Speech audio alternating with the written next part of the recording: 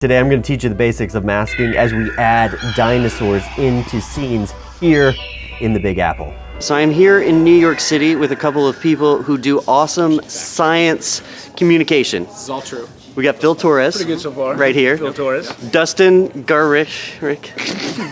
Butchered that. That's all right. This is Dustin Growick, one of the world's finest guides and dinosaur gurus. So I'm Dinosaur Whisperer on Instagram, and I also have a YouTube channel called The Dinosaur Show. He really does have an amazing Instagram account here where he adds dinosaurs to his photos, and that is what we are going to simulate today in Photoshop. And it's very cool. Here's how Dustin does it. You explain what Sure. you do, Dustin. Here's what you want to do. You want to find a photo that you like, that's relatively scenic, that's not too busy. And then what you want to do is find a realistically sized and often feathered dinosaur. The problem with a lot of images of dinosaurs online is that they're kind of fantastical or they look cartoonish. So find one that you think looks realistic. And I can't stress enough, it needs to have similar coloration, tone, and lighting as your background photo. Because otherwise it looks like you just literally took something and threw it into a different photo. So once you do that, you can literally use PowerPoint and put in dinosaur images into real world scenes. And for me, it's an awesome, realistic way to kind of view an animal that you otherwise see only in a fantastical sense in a movie, or maybe as like bones in a museum. You use PowerPoint? I literally use PowerPoint to do this. I've used Photoshop a little bit, but honestly, it's like the easiest, most simple way to do it for me. It doesn't take a lot of time. Honestly, the time constraint is finding an image with the lighting and the coloration that matches your selected photo you want to Photoshop it into. So what we're going to be doing in the tutorial though is taking Photoshop, and then we're going to do the exact same thing that Dustin does, and we're going to see how it looks. Sound good? Yeah. First things first, we need to take a good picture, and what we're thinking is a dinosaur, I don't know, looking over the railing right here. Are you recording right now? Yeah, of course. Also, if there's any way that the people in the picture can be kind of interacting or looking at the dinosaurs, great. Oh. So like if there was one here, and you took the photo like this way. Oh, and it was like right, because that way you get the standing up perspective. and over, and I was like, oh hey. So then I'm like actually interacting with the thing rather than just being like a stoic thing in the background. Right. Okay. So I'll come down here. We'll do a little, and we can get perspective. Maybe something. So if we're just gonna be here, this guy. Oh yeah, there we go. It's very late in the studio right at the moment. So I'm having myself a glass of wine. Shouldn't be a problem here. It actually will help me teach you the basics of masking. All right, so let's dive right in. All right, so this is the image. Obviously, Dustin is up high, several steps up, and he's looking across. What we're trying to do, I think, is add a dinosaur here. So, okay, so I found this image. This is by Durbin. It's a Wikipedia Commons image. I just go right-click, copy image, go back to my Photoshop image, and I'm going to paste it in. It's going to be much smaller, obviously. I just want to show you the basics of this thing. So first of all, I'm going to click Command-T to allow me to resize this a little bit. First of all, let's flip it around horizontally. And then I really think what we're looking for is we're just looking for him to be peering over the edge. Now before I do too much on this, let me bring it back into the middle. I'll bring it to full size, and I'm going to show you how you might pull this animal out of the background. Now a long time ago when I learned Photoshop, I used to take an image like this, and I would take all of the white, and I'd highlight the dinosaur, take all that white, and just delete it. I don't do that anymore because now I use masks, and that's what I want to teach you guys today. It's very, very simple. We can start with a couple selection techniques. So let's just go up here to our Magic Wand tool. Now the Magic Wand tool, if you click, say, in the white here, it'll select all of the white. And, you know, like I said before, you might have clicked delete. And that would do an okay job, but it doesn't allow you to come back later and fix anything, so we're not going to do that. So let's hit Command-Z, we'll undo it. Now actually what I really want, I want to select the dinosaur, so all I'm going to do is right click it, and I'm going to say select inverse. Now basically it's just the dinosaur that's selected. Now what we're going to use is this really powerful tool in Photoshop CC, which is called Select and Mask. So while this thing is selected, look up here at the top, there's this option Select and Mask. Let's click on that.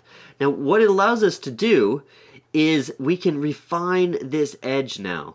So there's a lot of different ways that you can view it. You can onion skin it to see how it looks in the background. You can do, say, kind of a red. You can do black and white, for instance. What I'm going to do is just going to onion skin it, so I'm going to see what it looks like in the background. And I'm going to take my opacity way up, just to kind of see how it would normally look in the background. Now let's zoom in so we can see this thing. Okay, now what we can see here is that the hairs on the head of this dinosaur from the artist are not really selected all that well. Now here's the beauty of select and mask. What we're going to do is we're going to change our edge detection. We're going to up it just a little bit. We're going to click Smart Radius. Now what we're seeing here is just a little bit of fine tuning. It's not doing the greatest job though, so I'm just going to up the radius a couple. And I'm going to go over here to this tool, which is Refine Edge Brush Tool. It's a good width, and I'm just going to paint over the top of the hairs on this dinosaur. And you would use this on a human head. So you just paint it right along the edge of the dinosaur, just like that. Sometimes it doesn't get it quite right, and that's where you can use this tool, which basically is just your brush tool, and you can come back here and you can brush it back in.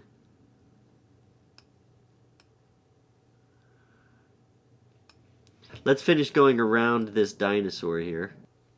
So as I'm going around and doing this, let me catch you up on what's going on. Jonas has been in the Amazon for over 2 weeks. He's actually also in the middle of moving to Stockholm, so he apologizes for not being able to keep up with you guys. He's going to give an update pretty soon, which I'm looking forward to. I'm excited for him to get into his new studio in Stockholm. If any of you are from Stockholm, leave your comments down below. I'm sure would love to hook up with you, meet up with you guys in that region. Okay, let's finish down here.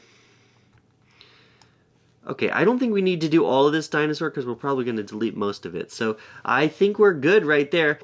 Now before we leave, here's some of the selections that we have to choose from. You can output this to a selection, a layer mask, a new layer, or this is what I like, a new layer with layer mask. That'll preserve the old layer and it'll give us the new layer mask. So we'll click that button. Okay. Now what we can see, let's zoom out. Okay, now what you have over here is you have the layer and you have a layer mask attached to it. Now if you look right here, it's basically white in the middle where the dinosaur is and black around the outsides, which used to be white, right? So in a layer mask, here's how it works. Anytime you have white, it is something that you can see, and anytime you have black, it covers everything up. So all of the black is where the white used to be, and the white is where the dinosaur is. Thus, you can see the dinosaur. And just to kind of accentuate that, let me show you how it works. If I take a brush tool while I have the layer mask selected, and I click black, remember that's hiding things, and I go over and I paint across my dinosaur, he becomes invisible because I'm painting black onto the layer mask, right? So I don't want to do that, obviously. But here's where this comes in handy. So say I want to take this dinosaur. I want to move him over somewhere like this. So he's looking right at Dustin. Actually, we're going to increase the size a little bit. So I hit Control-T to bring up my transform tool. A little bit bigger. Dustin is the dinosaur guru. He's probably going to be upset with me if I get the size wrong. But I think T-Rex was probably something like that. A pretty big dinosaur. I'm going to have his chin overlap the railing there a little bit so he looks fairly real. Alright, let's delete his leg because I think that's a little bit distracting. So, remember what I do, all I do is click here on the layer mask, click my brush tool with black, and then I just paint it out. It's really easy, right? Now here on this post, I can also just paint out the dinosaur. Now, as I go through with black, I can be a little bit sloppy, and then I can come back to it and I can be like, oh my gosh, I definitely didn't do a very good job of that, I gotta fix it. Now what I like to do when I'm working with masks and transparency and stuff, I take my pen tool, and all I do is I select either white or black with different opacities, and I just paint it on. This is why I love these pen tools. You don't need a big Cintiq like I have here. You can actually use an Intuos, or you can use, this is a Bamboo right here. Many different tablets. As long as you have a pen, it's going to make life so much easier for you. So, over here on the dinosaur, all I'm going to do, I'm going to select the white brush tool, change the size. I'm going to make sure that it's a nice feathered tip. I'm just going to like really carefully feather down on there. Not doing a great job. Okay, so that kind of worked. But what I think I'd like to do, I'd like to take the opacity down to like 10%, and I'm just gonna paint in the dinosaur right here. I just want it to kind of look like the dinosaur is showing through, but obviously that it's also a little bit transparent. So it doesn't have to be perfect, just a little bit of a. And then I'll probably come back to the black at a similar transparency and just start painting him in and out. So this is where the real art of this all comes in. You just take your brush tool, you start painting a little bit, try to make it look as real as possible, but you're all doing it with basic layer masking. It's really, really simple, but it's what everybody should be doing. Don't ever start deleting things, because then you can't come back. Like, for instance, I am right here on this dinosaur. Okay, now, on this particular image, there's a few other things that we're going to have to work with. First of all, let me zoom in here, and you can see around this dinosaur's head, there is a little bit of a white halo. Now, I could have, in the Select and Mask, refined that edge even more, but I'm going to show you a quick technique to allow you to cover up that white little haloing effect, especially on the bottom of this dinosaur. While I have the layer mask selected, all I'm going to do is go up here to Layer. I'm going to go into Layer Style and Blending options, just like you might work with text or something like that. And all you do is you go down here to Inner Shadow.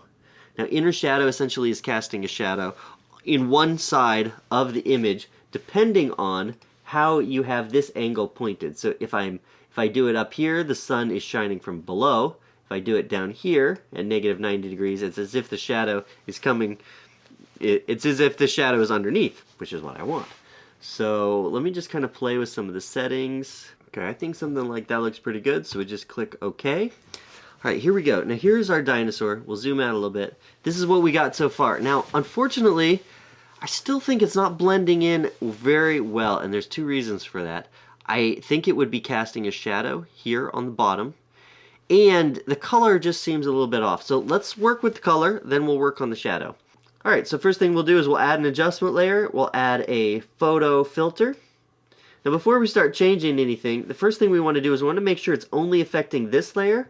When an adjustment layer is up here on the top, it's going to adjust everything below it. So that's this one and this one. We don't want it to be doing that, so we need to add it as a clipping mask. All you do, you hold Option, Command, G.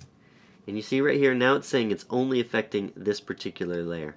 So as we go up here, we can go to the photo filter and we can adjust, and I can slide this little layer over until it starts to match the color of these kind of very orangey yellow lights.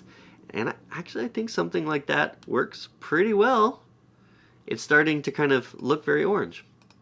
Okay, now the next thing we got to do is we actually have to add a new layer, and then we're going to try to add a little bit of a shadow here. So what I'm going to do, I have a color here picked. It's kind of a tannish color because it's kind of the color of these walls. We can adjust this in a little bit, but what I'll do is I want to change this to multiply, and then with my pen tool again, I'll go down here and I'll add a little bit of a shadow. Let's go up here and change the opacity back to 100. So I'm just going to paint on the wall here. Try to paint in the shadow of this dinosaur. And I might add another layer, another multiply. Just maybe add a little bit more darkness just on this wall. You can play around with these blending styles. Let's try color burn. I don't think that one looks very well. Let's just go to multiply, and I added just a little bit right here. Let's go ahead and one thing that we can do now that we have this particular layer adjusted, we can go to layer or to image adjustments, we go to hue and saturation. We can find something that works pretty well. So let's change light and let's darken it up just a little bit. Something like that I think works pretty good. Now I can, if I go to normal, I can see what color that was. I can resample it. Okay, now I have this new color. If I go to color burn, if I go to multiply, I can kind of, I can paint this particular color in here, and we can change the opacity. Now, there's a lot of different ways that you can implement layer masks. I showed you one very simple technique, which is selecting the image, doing select and mask, creating your mask that way. Remember, you can also always come down here, say add layer mask to any of your images. When that happens, it will create a mask with a white background. That means everything is visible. All you have to do is go to your brush tool and paint on it with black to mask anything out. Alright, so that is the very basics of how you might add a dinosaur to an image like this. We did other images here together. This one here was in the New House in New York. It's a really cool place. Check that out. We did one in front of the library in New York right here. I created this image. I'm not showing you how to do that one because it's more or less the same technique. I posted both of these though on my Instagram account, which is @UntamedScience, so check that out. Follow me if you guys like and follow some of the photos. I start to recognize who does that, and I try as much as possible to follow you guys back because I like supporting your work. Jonas will be posting more videos soon. He's in the middle of a giant move to Stockholm, so definitely send your best wishes to him. He'll be posting some in future Tuesdays. Make sure you check out the Dinosaur Whisperer on Instagram. He also does stuff on YouTube, so check all that. Links in the description below. We'll see you next Tuesday.